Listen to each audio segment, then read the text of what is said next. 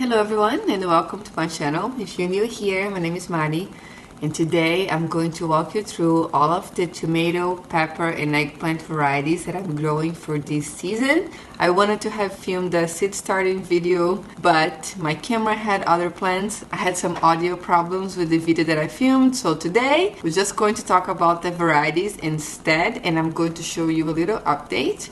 I have tried soil blocking this year and a lot of these guys have already germinated, so I'll give you a closer look on them real quick after we finish talking about the varieties. I'm going to start with the tomatoes first.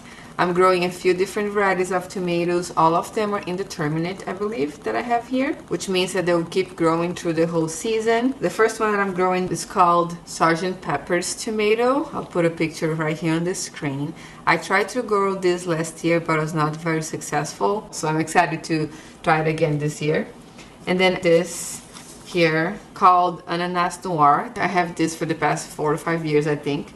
But this is a very good tasting tomato. I didn't grow it last year and I kind of regret it because I really like the flavor of it. So it's coming back to the list this year as well. So it's a nice slicer, nice and juicy, quite sweet. And this other one here, the Cherokee Purple, is actually my favorite tomato to eat. They have completely different tastes. So this is a more like smoky and deep flavored tomato, but they go very well together. I'm thinking right now of a few salads that I had when I grilled them together. And oh my gosh, they're so good. They pair very well together. So I'm excited to get to grow them again this year, and I'm hoping that they will do well too. I also like to grow for colors, so I have a couple different colors here too that I wanted to add. So I wanted to add a yellow and an orange. This one here, it's an interesting one. It kind of looks green and then sometimes looks pink, and I'm also slightly brown. The color here, you know, there's a lot of variation, so I don't know if this is a green. I mean, maybe I count it as a green, but I don't really grow this for the color. It's not very pretty outside, but it's delicious inside, so good. So that one is a unicorn one, but for the other colors I like to grow orange. And for this year's orange tomato, I'm doing this Tor Burns Terracotta. This is a seed that I had it too for a few years. I got it for free, but I ordered that I did, and I actually really like the taste of this one, so I'm growing this instead of the orange jazz that I grew last year. They have bigger fruit and a bit more of the deeper smoky-ish taste, if I remember correctly, that I prefer on tomatoes than the orange jazz. So it's very fruity and just light. I like deeper, complex flavors. And for the yellow, and this one's also that has some red marbles in it, I'm doing the striped German tomato. I also don't have a lot of luck with this. They sometimes get huge, but last year I only got a little bit of fruit, like really big ones, but the plant died fast. So I just want to grow again to see if I can have better luck this year and get more fruit from it, but the taste is good too. I also got one that I don't have seeds here. I went to visit the Hudson Valley Seed Company this weekend, and they're having a seedling sale right now. At the new location, they have a new greenhouse and lots of space. So I got 2 more tomatoes from them that are already a little bit bigger. They're not here with me right now, but I'm just going to talk about them so we know all the tomatoes that I'm growing this year. One is a pineapple tomato, and the other one is a Japanese black ruffle. I think I'll put the name here on the screen so we know the variety. And back here to the seeds, I have also started the New Yorker tomato, which is a red. And I also haven't had a lot of luck with this. I think this year I'm just trying to redeem myself with the ones that I wanted to see how they taste like, and maybe because of my own error, they didn't taste very great in the past. This is supposed to mature very early, and it's just a regular red tomato like the ones you find at the supermarket. I also am growing again the Purple Heart tomato. This is a semi-dwarf indeterminate variety that is also purple or brown. It's very similar in flavor to the Cherokee Purple, but has a very nice shape and is very firm flesh, so this is great for making sauce as well. So I love adding this to my red tomatoes to make sauce and salsas and just for cooking in general. And then I have 2 more that I am not sure. They're in between a big tomato and a cherry.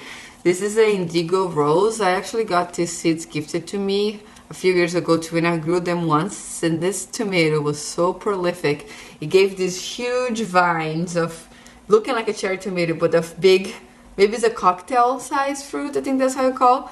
Big, beautiful, purple shouldered tomato fruit. So I hope that I can grow well again. I just didn't grow this again in the past because space-wise, it took a lot of space, but I'm excited to see how it's gonna do in our garden this year. And then I also got this new variety here. This is new to me. I never grew this before. This one is called Magic Bullet. I got this from Petalback Farm and it looked very pretty in the picture. She says it's similar to the Atomic Crepe, if you had those ones before, but with a lot more flavor, so I'm excited for that. And for the paste tomatoes, or the one that I'm growing in bigger quantity, where is it? I'm going to grow the San Marzano 2 that I got from Joni's.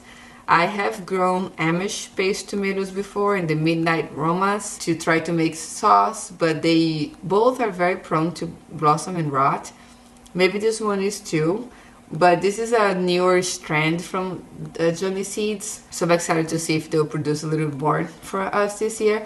I always have a harder time growing paste tomatoes for some reason, so we'll see how this is going to do in our garden this year. I'm very, very excited for it. And for the cherries, I am trying to grow this one again. This is a Super Sweet 100 that lots of people say it's amazing, but it never performed very well for me. But I have only grown cherry tomatoes in containers because of space limitations when I was in New York City. So maybe if I grow this in the ground or in a raised bed, I'll be able to see it growing to its full capacity. And I'm also growing the Sun Gold tomatoes, which is everyone's favorite. And I have a background in professional cooking, and then when I worked in fine dining, lots of the restaurants I worked for, we looked forward to these nice Sun Gold tomatoes during the summer from a farmer's market. They have very thin, delicate skin, so it's hard to have them in bigger supermarkets, so it's kind of a treat. I have grown this a couple years before. Mine didn't taste as good as the ones from the farms, I think also because I grew it in containers, so excited to grow this in a raised bed this year and see how they will do. And then last but not least, I hope that I'm not missing any packets here. Oh no, I have one more. This blueberries tomatoes that I got as a gift from my friend Eileen.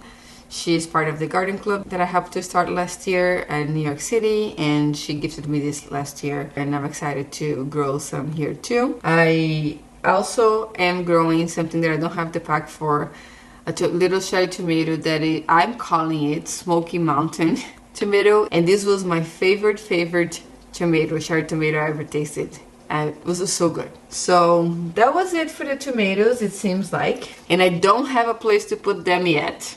We're still in the process of building our garden, so if you want to see that, make sure to subscribe to the channel to see where all of these are going to live. We are going to start working on that project this month. We're a little behind on it, but we're really hoping that we can finish this month so we can get this all planted when the time comes in May. And same with the peppers and eggplants. Some of these peppers I want to plant on my green stock, but other ones I wanted to do in the raised beds in the future, coming up still to be garden.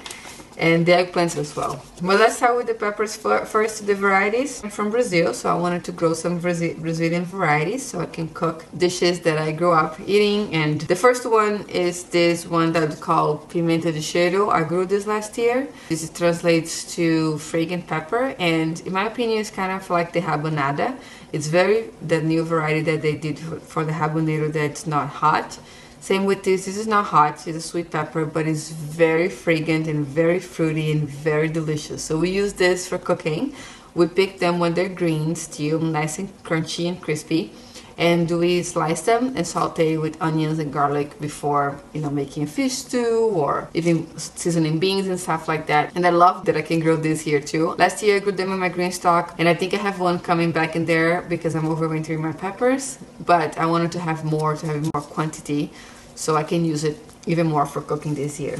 The second one is this Pimenta Malaguetinha. So this is a bird's eye chili variety. It's very spicy and very small and kind of tastes like a Thai chili, but also very fruity. And in my family we used to pickle this and make a little hot sauce, and I'll show you guys what we do with it when we have more of it this year. There are two varieties of this. Usually Malagueta pepper would be a bit bigger than this, and this is the Malaguetinha, which is a very small one, and it's very spicy. So that's the one my grandpa used to like to grow. And then I have two more Brazilian varieties that are sweet. The only hot one is this one, the Malaguetinha.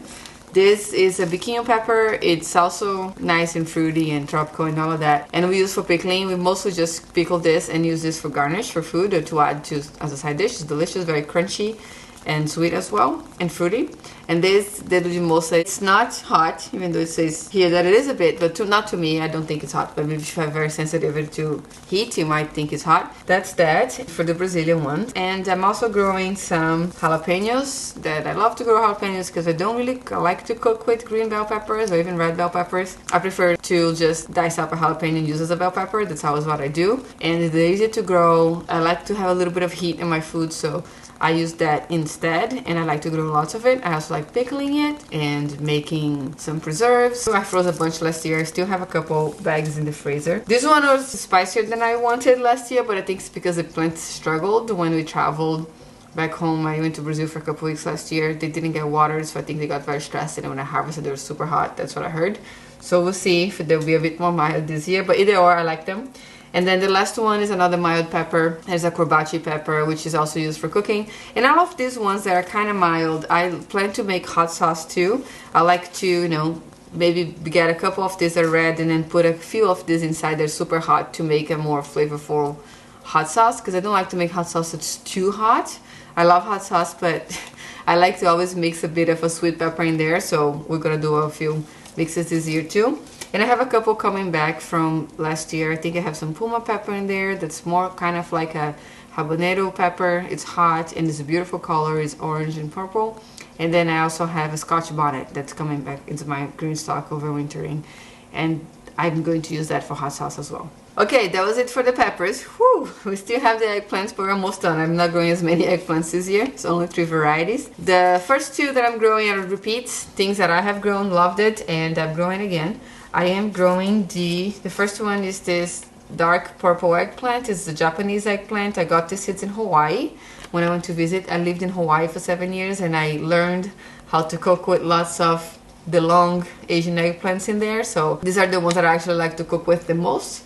So hopefully they will do well in the garden this year. Last year I grew another one that had lighter skin that was also long, and that was very prolific, but I unfortunately ran out of seeds of that one and from that one, so I decided to only go with the black one this year. And the second one was the most prolific eggplant in my garden last year, which is a mini eggplant, a little one called fairy tale eggplant.